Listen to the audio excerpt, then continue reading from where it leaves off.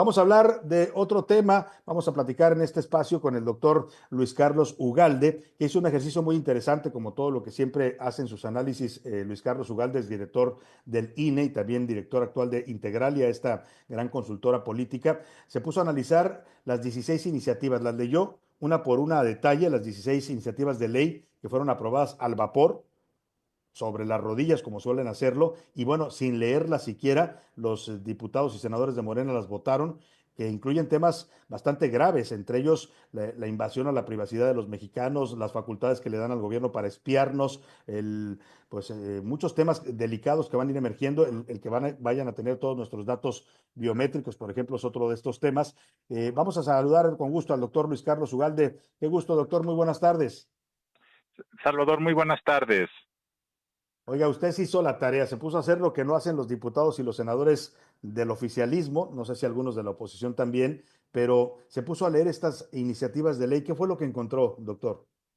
No, yo no leí las iniciativas, leí varias, he leído resúmenes. Lo que yo trato de ilustrar es Ujú, que las miles y miles de páginas de los 16 proyectos de reforma que se aprobaron en 10 días en el Congreso fueron eh, difícilmente leídos, porque algunas de las iniciativas de reforma contenían 1000 páginas, las ujú, repartían en la noche y a la mañana siguiente la comisión ya estaba reunida y se aprobaba por la tarde o por la noche.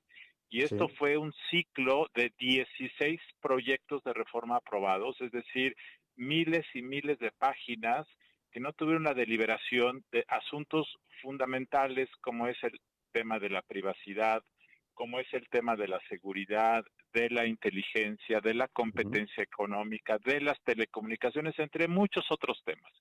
El claro, llamado es que el Congreso mexicano, igual que hace 40 años, está igual. actuando como un rubricador, como un sellador de lo que el gobierno quiere.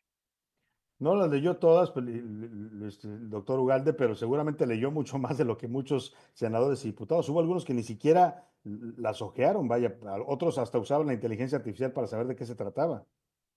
Seguramente la mayoría no lo hizo porque no paga, no reditúa ser un legislador informado.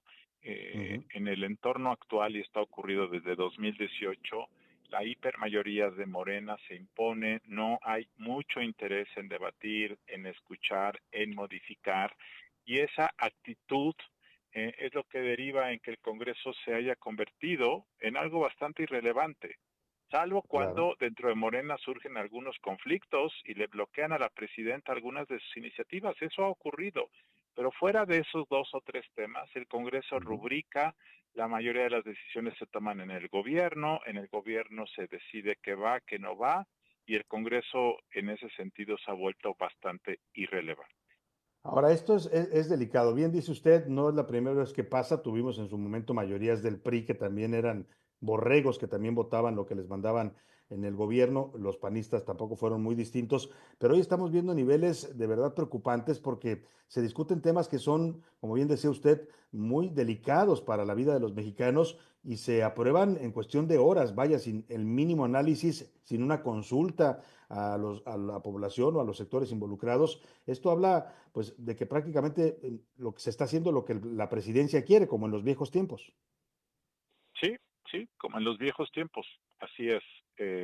Solo que quizá un poco eh, más importante, porque lo que ha Ujú, ocurrido en los últimos 18, no, en los últimos, yo te diría, lo que ha ocurrido desde octubre, que son menos de 12 meses, es que se ha transformado la conformación jurídica del Estado mexicano y del país.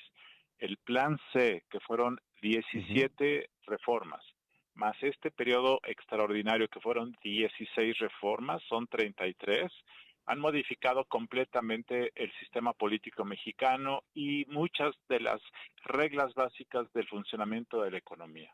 Así es que esto es más delicado porque en menos de un año eh, se ha hecho esto. Y claramente cuando tú transformas de esta manera la arquitectura política, económica de un país, hubiese sido necesario una deliberación de años para ujú. poder aceptar y poder hacer esto con el punto de vista de diversos sectores Esto no ocurrió y esto ya es algo validado y ya es una realidad. Ahora, este cambio institucional y constitucional que nos dice usted, están modificando las bases de nuestro sistema político, de nuestra democracia. ¿Va a ser para bien? Le pregunto, doctor. Sabemos que difícilmente lo será, pero ¿va a tener alguna consecuencia positiva para el mexicano o estamos retrocediendo, digamos, en lo que habíamos avanzado?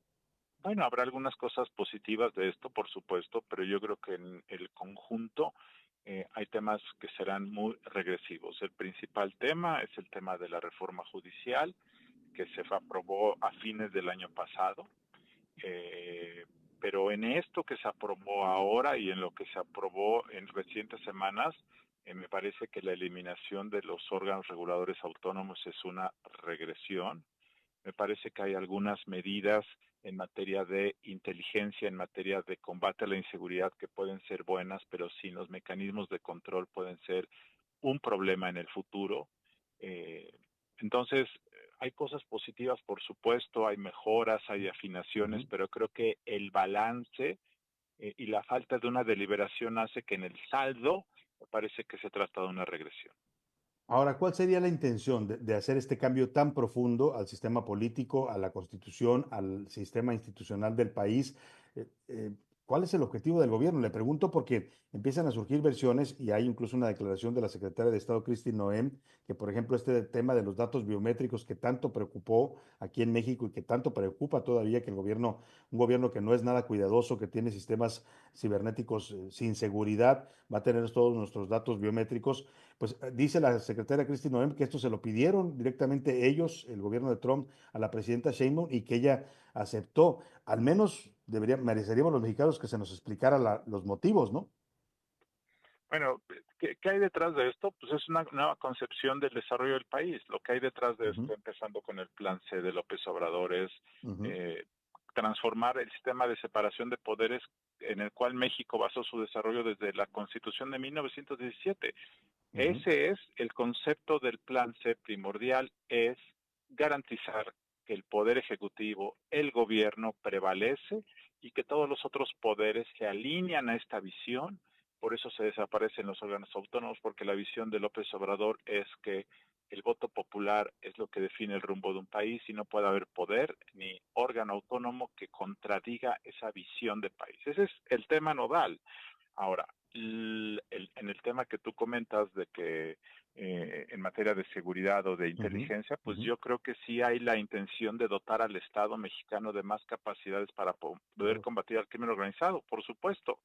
Y en ese sentido me parece algo positivo. El problema es que una vez que eliminaste al Poder Judicial y una vez que eliminaste a los órganos autónomos, Sí, el problema es que esto nos deja sin garantías procesales para que el día que tú o yo o alguien claro. más sea sometido a un proceso de espionaje o de investigación, no tengamos las garantías para poder saber en qué estamos y que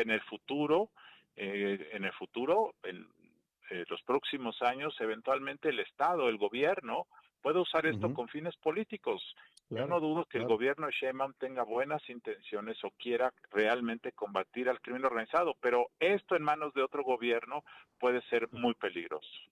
Sin duda alguna, y veremos las consecuencias. Lamentablemente, los mexicanos, yo creo que esto no va a tardar mucho para que empecemos a resentir todos los cambios tan profundos que se han hecho y que ha estudiado bien el doctor Luis Carlos Ugalde. Le agradecemos, como siempre, su opinión y su aportación en este espacio, doctor. Gracias, Salvador. Buenas tardes. Un gusto saludar al doctor Luis Carlos Ugalde, director general de Integralia, expresidente también del INE.